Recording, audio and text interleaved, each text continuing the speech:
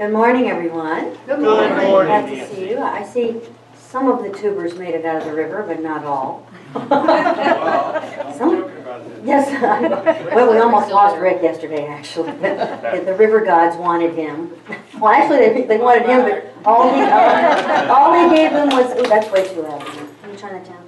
They got half of an arm of his glasses. That was all that he was willing to give them. They really wanted him, but he came up and he's sputtering, but he's alive. I got my imperial crown. That's right. So we're so glad that he's with us today. I had a crown of seaweed and it perished. Carefully manufactured. So for those of you who have never been tubing with us, it was really wonderful. It was so much fun. So please come again when we do it again. Okay, so if everybody would stand and sing, if you are able, we're going to do My Life Is in You.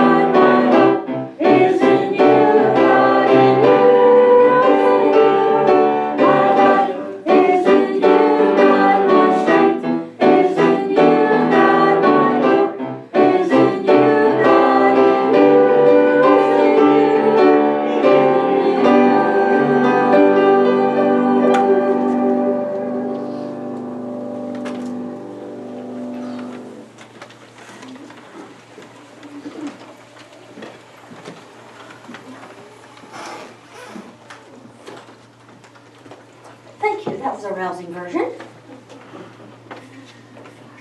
Okay, our reader today is Ann Dieter, and our musician is Cliff Beach. Ann?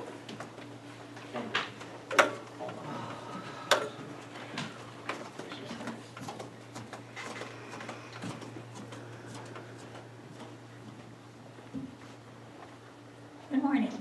Good morning. I'm looking out a large window and I see about 40 dogwood and maple and oak and locust trees. And the light is on some of the leaves and it's so beautiful.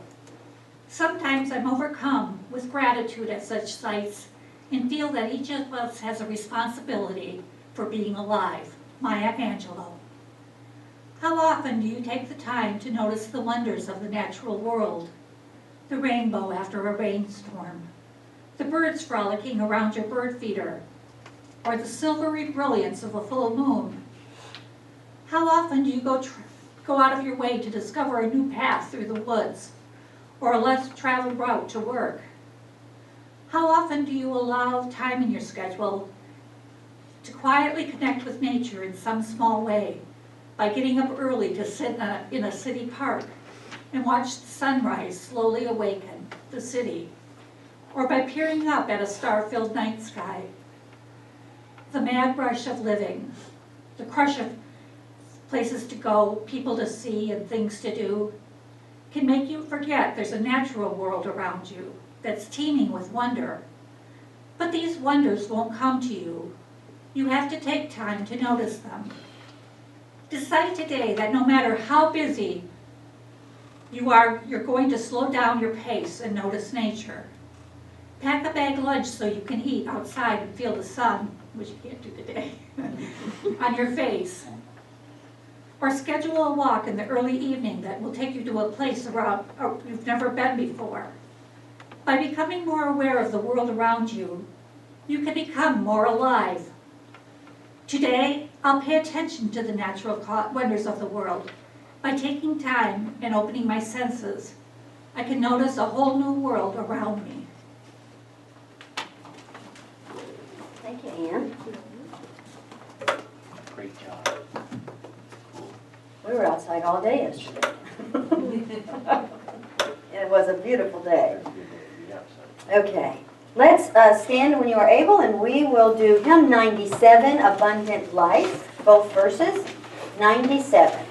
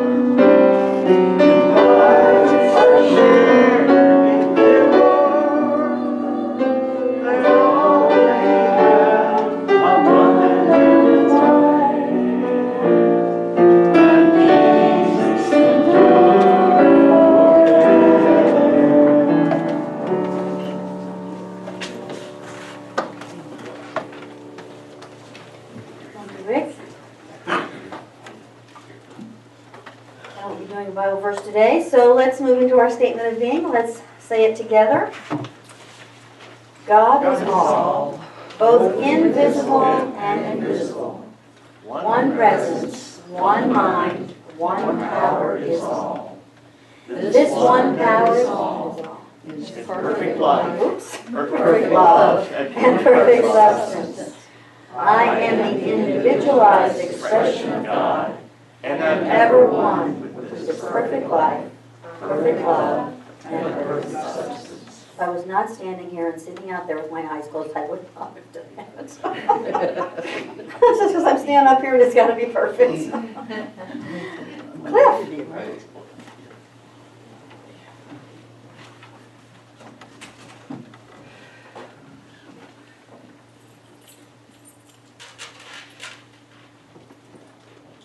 Good morning. Good morning.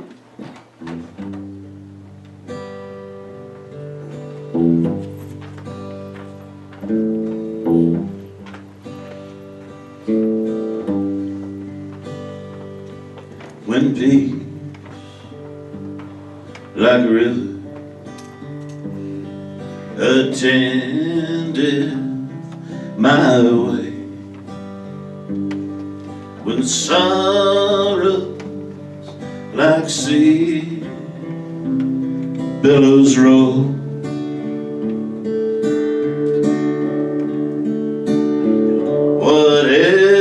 whatever my life that's taught me to say, it is well,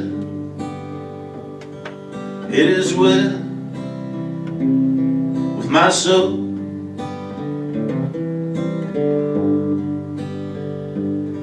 It is well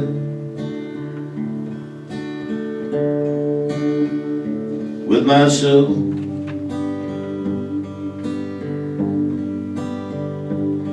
It is well,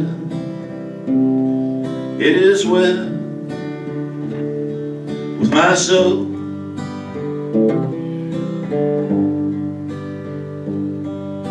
Lord, haste the day when my faith shall be sight. The clouds be rolled back as a scroll,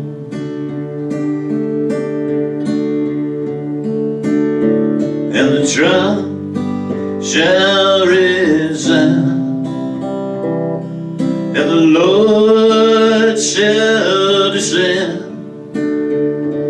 It is well, it is well with my soul.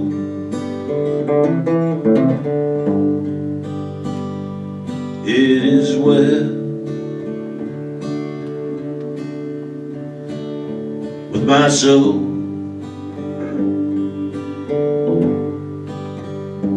It is well, it is well with my soul.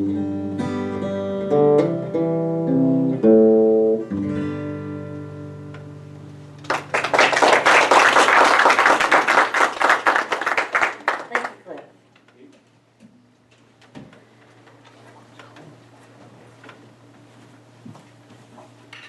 It's time now in our service for our meditation.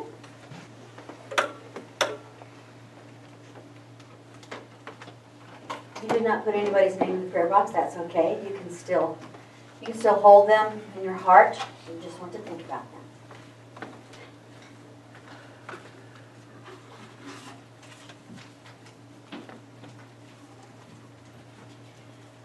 So I invite you to close your eyes.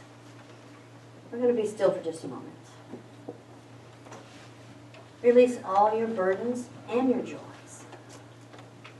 And just let us breathe.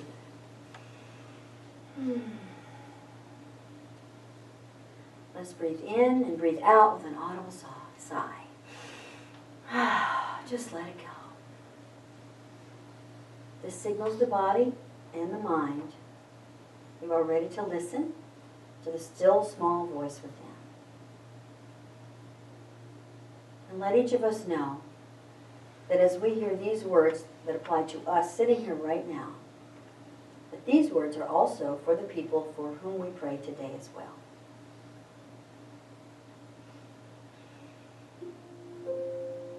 I trust God.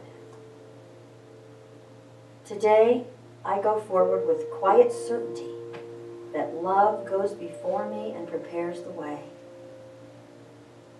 Love is the spirit of good.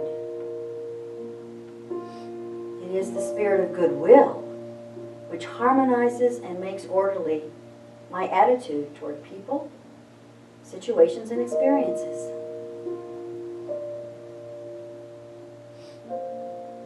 I trust God. God, intelligence goes before me and prepares the way. Wisdom knows what to say and what to do. Wisdom is God mind with me and in me. Therefore, I trustingly acknowledge love's mind as speaking through me, expressing through me, and doing through me what should be done today.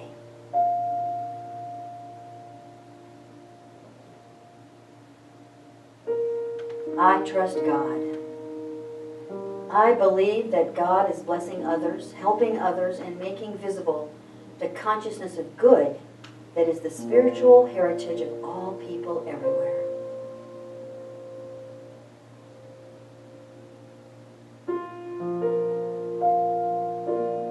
I trust God. Therefore, today, I will live consciously, and I will live as God's mature child. I welcome the opportunities that come my way today, and I am grateful for the peace and well-being that is now singing in my heart. Trust ye in the Lord forever, for in the Lord God is everlasting strength. And while we are still, let us pray together the the way that Jesus taught his disciples.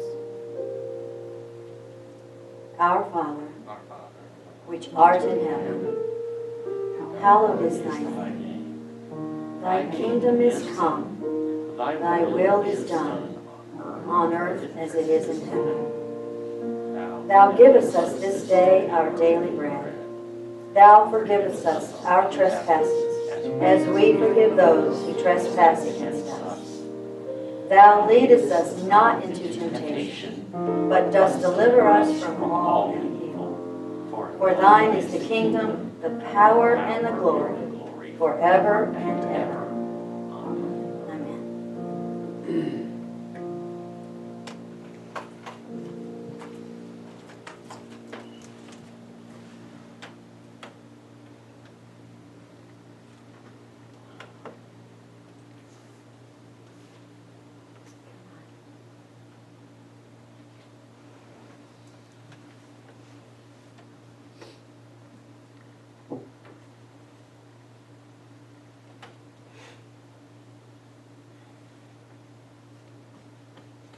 Let's see you do that.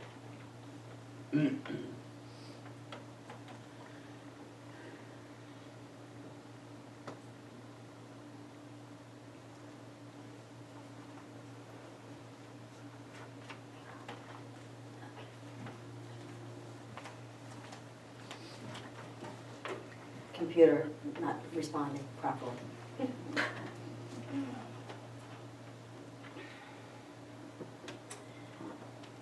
The title of my short lesson today is called Unconquered.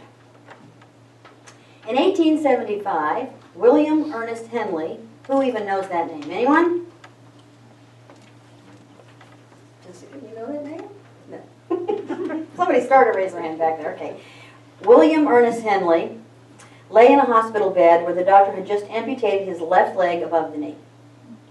And then the doctor came in and told them a day later that he was going to now amputate the other leg. Well, he didn't really want that to happen. He thought one leg was enough. So he actually enlisted the services of a very famous surgeon at the time, and he actually saved his other leg. But it took him 3 years in the hospital to do that. And actually, this man, William Ernest Henley, his name doesn't even come out of your mouth very easily, is a poet. And so he took this opportunity to write while he was in the hospital. He actually wrote a book of poetry called Hospital. So he wrote 4 verses to a very famous poem that he never gave a name to. And this poem has been quoted by C.S. Lewis, Winston Churchill, Barack Obama, Nelson Mandela, and many, many others. And I'm going to quote to you here. I'm sure you will recognize it, especially the last couple of lines. Out of the night that covers me, black as the pit from pole to pole, I thank whatever gods may be for my unconquerable soul. In the fell clutch of circumstance, I have not winced nor cried aloud. Under the bludgeonings of chance, my head is bloody, but unbowed.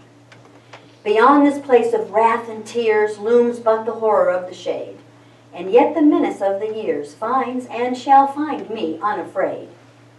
It matters not how strait the gate, how charged with punishments the scroll.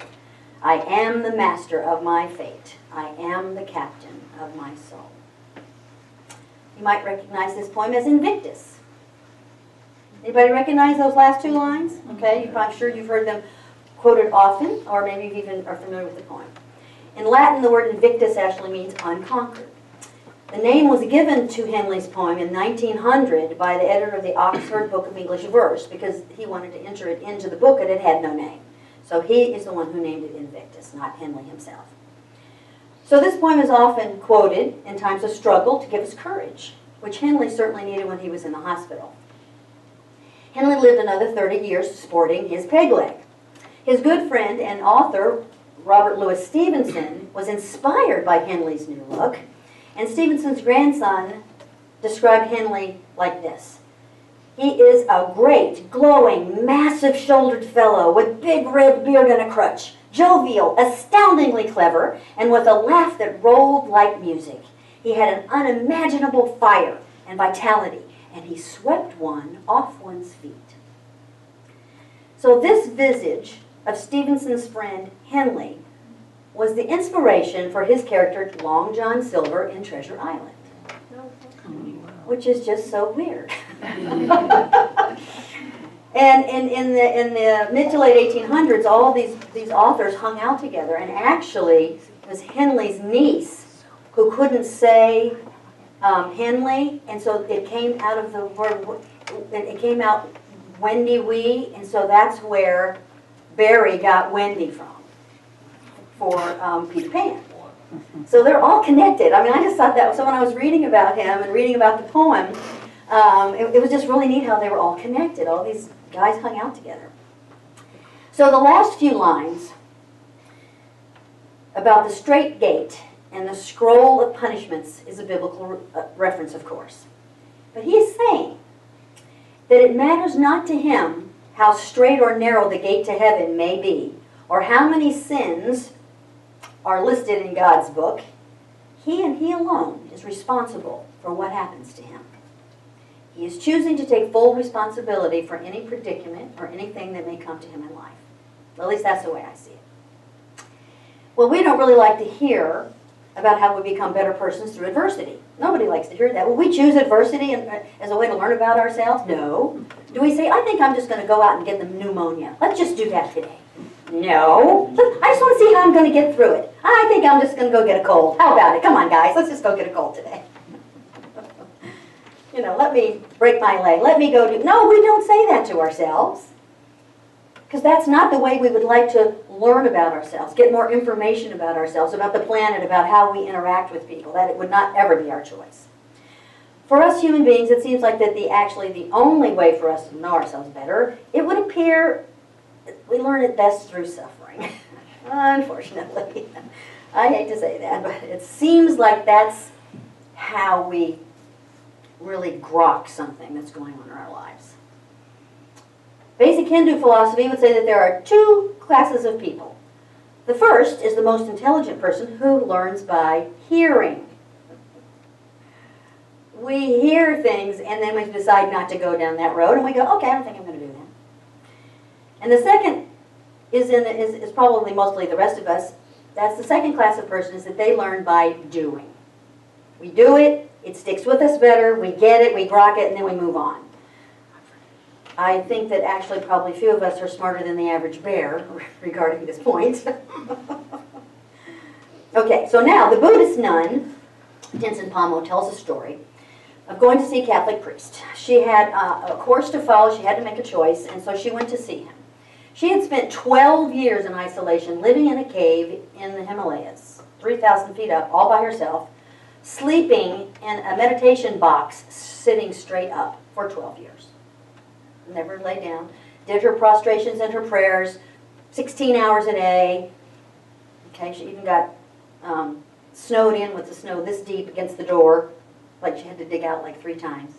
Of course, there was nothing to see out there but snow when she got out, so she just went back in. So she was about to go do that again. But she also felt the need to push forward in the outer world here to create a nunnery for the Buddhist practicing females, because there was no place in the monastery for them. The men did not want them there. They wouldn't even teach them anything. And she really pushed forward. And so Tenzin Palmo she's a British woman who at the age of 21 knew that she was a Buddhist. She just knew it. And so she's in her 70s now. And so she was very serious in her practice, and she realized there's a need here. So she went to see the priest, and she said, this is my choice. I can either go back into isolation, or it might be challenging and tricky, but I know what I'm doing and it's peaceful, or go build this nunnery. And so, of course, the priest didn't actually want to tell her what he thought she should do. So he sort of put it to her like this. He said, we are all like rough pieces of wood. If we take velvet and silk, it may feel really nice against that velvety soul of ourselves. You know, that's not velvety soul, because we're not quite there yet. The rough part. So if we are really a scratchy piece of wood, if we rub it with velvet and silk, okay, that might feel kind of good. But what makes us smooth is sandpaper. I don't want to hear that. I do not want to hear that. Not even slightly. So, but she understood his meaning. So she can either go back into isolation and be, you know, it might feel like velvet. I mean, it wouldn't feel like velvet to us to be in isolation for 12 years, but to her that was like her solace. So she understood his meaning, and she decided to take up the challenging, raspy task of creating the first Buddhist nunnery, which she did. So I imagine she might be pretty smooth by now, because she was up against, you know, the very patriarchal Buddhist culture. But she consciously chose this more difficult road. She knew what she was in for. She really did. But she did it anyway. Many of us might have run straight back to the meditation cave, and that might have looked way better to us than taking on the whole Buddhist nation, all those Buddhist men. So, anyway. But she made that conscious choice. So if we can come to an understanding that we are masters of our fate and captains of our soul, then I think that life becomes less about suffering and more about consciously choosing those sandpaper experiences that we are willing to invite into our lives. Because some things that we really may not want to do, we really know we need to do. We actually want to in the long run, but it's just going to be a little scratchy. It's not going to be fun. But we do it anyway. But if we consciously choose to do that, then we are never in victim consciousness, because it's a choice. No one likes to suffer, so what do we do to avoid suffering? Well, on a daily basis, we distract ourselves. The other Buddhist nun that I like to read is Pema Chodron, and she says we are addicted to this interesting little word. It's called dunzi. Dunzi means distractions. We are addicted to our distractions. We are generally not even comfortable in the silence. What is the first thing you feel like you need to do when you're in an elevator with one other person, especially when there's no music going? You gotta say something. You just get, well, Rick doesn't have to. Huh? Got to stare at the door. Well, yes, you've got to stare at the door. Because if you look around the elevator or even notice the other person, it's like, oh my God, now I have to engage. Oh no, stare at the door. Very good, yes. Thank you, Rick. So Rick does not feel the need to speak, he just stares at the door. Well, I would want to say something. I know that's hard for y'all to believe. That's a surprise. It's not hard for you to believe that I would actually have to stop looking at me that way, child. We are just generally not comfortable with the silence. And I don't know if it's a Western thing or what it is, but we are generally not comfortable, even in the company of others. Sometimes we're not comfortable. We are compelled to say something. It's like it's a pushing, almost. So Pema tells this story, relates the story from the ancient texts by the sage Shantidev, and it goes like this. Imagine that you are barefoot. You are walking across hot sands, cut glass, and fields of thorns. Oh, ow, this really hurts. Oh, this is too painful. This is really hot. Oh, wait a minute, I have an idea, you say. I will cover every surface that I really don't like and really annoys me with leather. I'll cover every surface with leather. That means I can walk everywhere I want with absolutely no problems. It won't even hurt my feet anymore. So what a bright idea, right? Well, if we look really closely, not so much. This is like saying, I'm getting rid of her. I am never speaking to him again. I'm getting rid of all perfume. No one's allowed to wear it anywhere in the world. No pesky children will be eating with their parents out and be loud. My personal favorite. There will be no other people on the ride driving on the road when I'm on the road. No stupid drivers out there. I'm ridding the planet of all flies, mosquitoes, and any other flying little insects that I don't like. No tall people will ever sit in front of me in the theater or in church. And on and on and on. And this just will take care of everything that bothers me, right? So just think for a tiny second here about what little thing annoys you during the day that you would like to cover with leather. Jessica? I can't cover you in leather.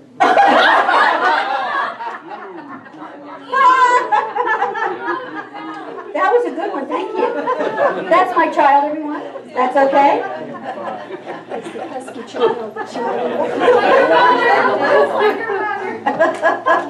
That is my child. Anybody else got a funny little thing that they'd like to cover up besides their mother? Anyone? What little funny annoying thing that happens out there to you, or what annoys you? How are we supposed to tell that? I don't think you can, but try. Come on, just a funny little bizarro annoying thing. Like I hate looking in my rearview mirror. Hello. I hate looking in my rearview mirror in my car and seeing a really handsome young man in a suit picking his nose. I've seen that many times. It's like, are you kidding? Really? Cover that whole car with leather. Just cover it up. I do not want to ever see that again. Maybe leather's not even strong enough. I don't know. Come on, help me out here, somebody. Just a little annoying thing you just like to cover with leather so that you don't ever have to deal with it again. All the stink bugs in the world that Virginia Tech made. All the what? Stink bugs. Stink bugs. Oh, thank you, yes. Virginia Tech made. Thank you, Rachel. Let's cover up all the stink bugs. That would be wonderful. Okay, so we're thinking, okay, if I can get rid of all the things that annoy me, you can't get rid of me that easily though, child. Nope. I'm going to be happy. All of my pain will go away if I can get rid of all those little annoying things out there by covering them with leather. Well, this may make sense to the person who's thinking this, but it's not really very logical. So would not the better thing be to cover your own feet with leather? Oh wait, those are called shoes! Those are called shoes. You cover your own feet with leather so you won't get hurt walking anywhere you want. Everything around you, you're not going to try to change that and put leather on that. You wear the leather on your feet so that your feet don't get hurt. You can walk anywhere you wanted. You could walk over hot sand, over cut glass, or a thorny road with no painful repercussions. So the analogy, of course, is this. If you work on your own self, if you work on from your own mind's perspective and stop trying to change everything out there, you might find some happiness. Because that's what we do. That's when we suffer, is when we try to change everything out there. We don't take any responsibility for what we're saying or doing. We want everything out there to change. We want to cover that with leather instead of taking responsibility for our own. But what will happen if you take on a daily spiritual practice is that the annoying things will drop away with the desire to fix everything outside of ourselves. I'm working on that idea presently. It's certainly a big challenge. So, and what is this daily practice that you might want to do? How do you tame your mind? Well, here's one interesting way. Let me see if this will even participate. Oh, it won't even participate. I don't know. Cover it Cover with with leather. Yes, I might. Thank you, Cliff. I might have to do it. See, it's because it's not showing. Oh, wait, here it's coming. Oh, it's gearing itself up. It's called patience, Mom. If I wanted patience, I would have become a doctor.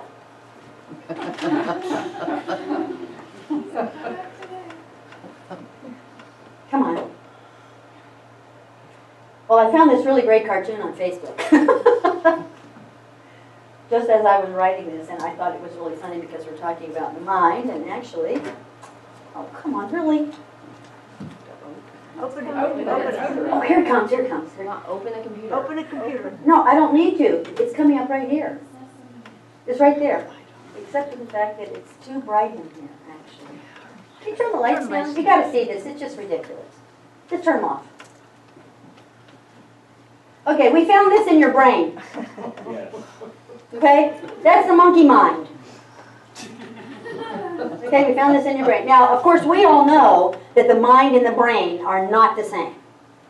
The brain is the thing in your head that works all of your, voluntary and involuntary things going on all over your body. But you cannot point to your mind. Can't be done. Scientists, quantum physics, everybody's physicists, they've all been trying to do it. Your brain is in here. Your mind is out here and in here. But you can't point to it. You can't say that your mind is in your wrist, your mind is in your heart. You can't point to it. We don't know where it is. But this thing called monkey mind It means our mind is always active, always needs something to do, runs back to say, okay, what are we going to do now? Doesn't like to be still. It even has little symbols that it plays. It's like, how many of you have a noisy mind? I certainly do. I mean, really? I mean, it's like noise going on in there all day long. So, what do you do with a monkey mind that's like never satisfied with just being? Okay, take it off now. Can you turn the lights on? Thank you. So the brain regulates the functions of the pinchable body. Okay, we also have a subtle body. And the mind is in there somewhere, but you can't see it. We have a body, but we are not a body. There are several different methods to tame this elusive mind that we have. The Buddhists have a whole strategy. Many people have written books about what works for them. John Kabat-Zinn's book, Wherever You Go, There You Are, which is a book that has 100 ways to meditate in it. It's a great book. There's transcendental meditation, where you focus on one mantra given to you by a guru. In India, many people chant mantras using japa beads, which are prayer beads. It's called japa mala. With the assistance of the wind, the Tibetan prayer flags send prayers all over the universe. Christians turn to various forms of prayer. We talk about sitting in the silence, and Goldsmith talks about contemplative meditation. There's so many different, you can walk the labyrinth every day if you want. There's so many wonderful ways to just be quiet. Every culture's got them. You just have to pick the thing that works for you. So by choosing to engage in a daily practice, whatever works for you, at your stage of unfoldment, you can change the course of your life for the better. By taking time out from the busyness of the day to just stop, we can begin to feel that what would like to have a life that would be undistracted. Now, some distractions are like really good. I'm not saying that everything we do is bad for us. I mean, because even family is a distraction if you have a project that you really need to do, or the dogs, they really want to go out, but you just want to finish this one sentence, But you love your animals. So it's just, human life has distractions, good and what you would call bad. If you want to judge them, you can, but they are certainly distractions from sitting in the silence, we'll say that for sure. But if we take a little time to sit in the silence, these annoying things will actually drop away. And it'll be a natural process. It won't be that you have to work really hard at it, because we don't want to work really hard at it. So how wonderful would it be to be just now? To be here now. Because that's actually all that exists. All you have to do is ask the quantum physicists, the Buddhists, the New Thought people from all kinds of walks of life will say, there's only now. Yesterday happened, tomorrow isn't here yet. So now is what it is. So by practicing the presence of God in the now, we can surrender to the present being present right this minute. By surrendering to the one mind, which is God, we align ourselves with this one power. And in this way, we become the master of our fate and the captain of our soul in each moment as it appears in our life, according to our own consciousness. So we are unconquered by what's happening out there and by the machinations of our monkey mind. We can actually experience living life from the inside out instead of from the outside in. So let's get still for just a moment.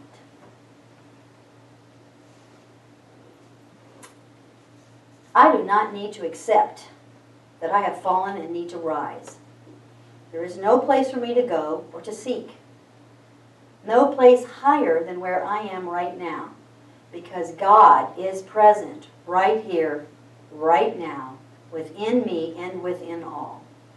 We can choose the hard way of things, or we can choose God. For I know what is mine to do. If I suffer from any cause, I do not run from it, but I face it and get to know it. I lovingly release it and move on, knowing that it is myself sending myself a message that I can't get in any other way.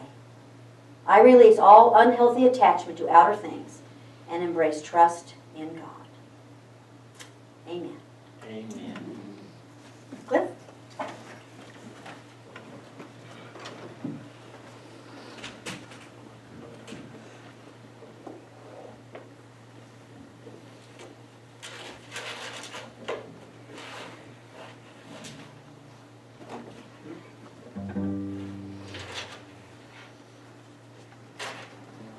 With all this talk of a monkey mind, I'll start to do I'm a believer.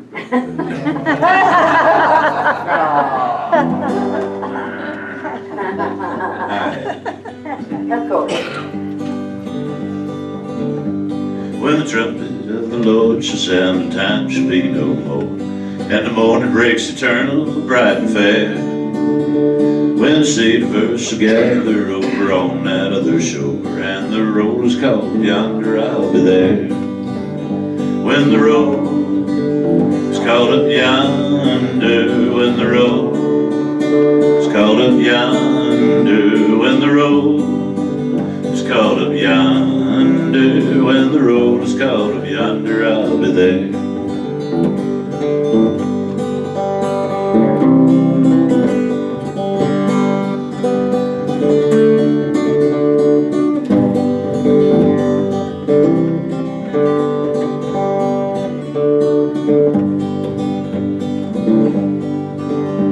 Let us labor for the Master from the dawn to setting sun. Let us talk of all His wondrous love and care. And when all of life is over and our work on earth is done, and the roll is called up yonder, I'll be there. When the roll is called up yonder, when the roll is called up yonder, when the roll is called up yonder, when the roll is called up yonder, I'll be there. When the roll is called up yonder, I'll be there.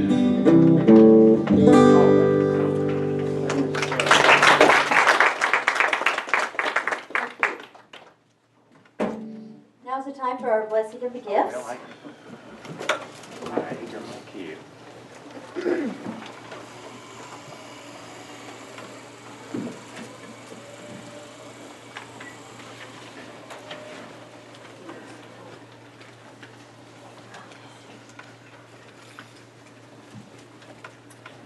The prayer is in your order of service if you don't know it. And you hold your gift in your hand, please.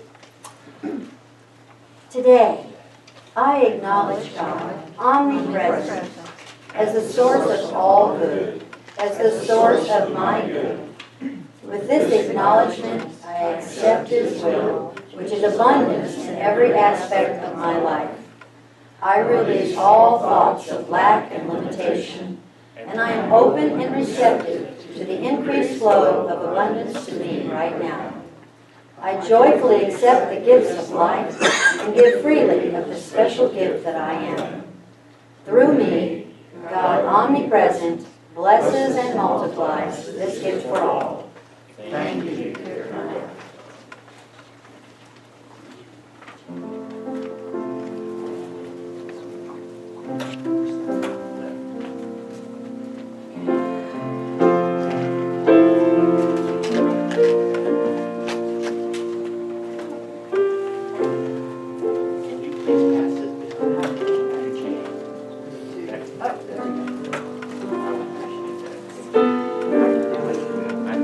You have the technology.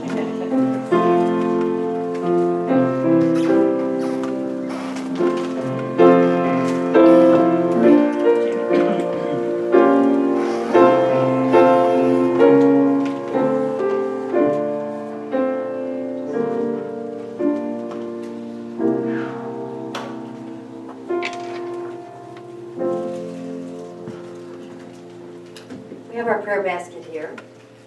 And on Sundays, people put names in the prayer box back there, and then we put them on little pieces of paper here. So if you would like to pray for somebody else during the week, besides your people that you know, there's just initials on there, so we don't really know who they are. So if you'd like to take one, pass it back.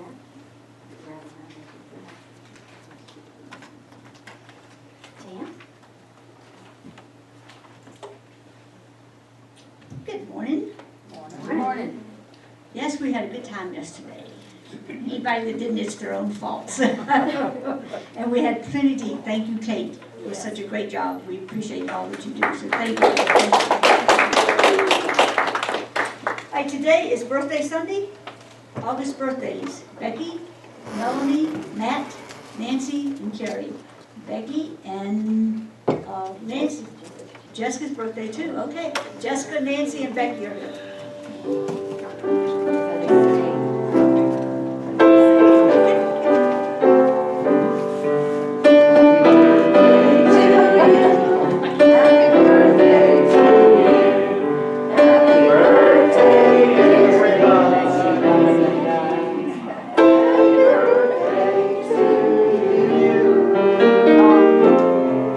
With a flourish. Beautiful. Thank you. That wasn't me. Join us next door for cake. Bob Dieter made the birthday cake today, and as we all know, he is a wonderful cook. So we thank Bob. I already thanked him at coffee, but we'll thank him again. So, school's about to begin again, and so we still are doing an ongoing project for the Oak Grove Elementary School, so please bring supplies. That we have a list. If you don't know what they are, Nancy has a list over here in the annex. This is an ongoing thing, but we would like to at least get started with the school year with some lots of boxes and stuff to take over there to the school. The peanut butter drive that we're helping with for Feeding America is continuing to the end of August, so you have the rest of this month to bring in the peanut butter. Our next outing will be, we're going to do breakfast at a place called Scrambled. It's downtown on the market, so we try to get all around town doing things so that we spread our joy everywhere, not just on one side of town. So if anybody doesn't know, we'll be talking about it again, but if you don't know where it is, we'll give you directions downtown to that. This week's flowers are for Melanie for her birthday. She's not here today. She's at a dog show, but I'll see that she gets them. And we have a board meeting tomorrow at 4 o'clock. Everybody's welcome. Thanks. Thank you, Dan. Okay, so we're going to sing our last hymn is number 86. It is no secret. Number 86, verses 1 and 2.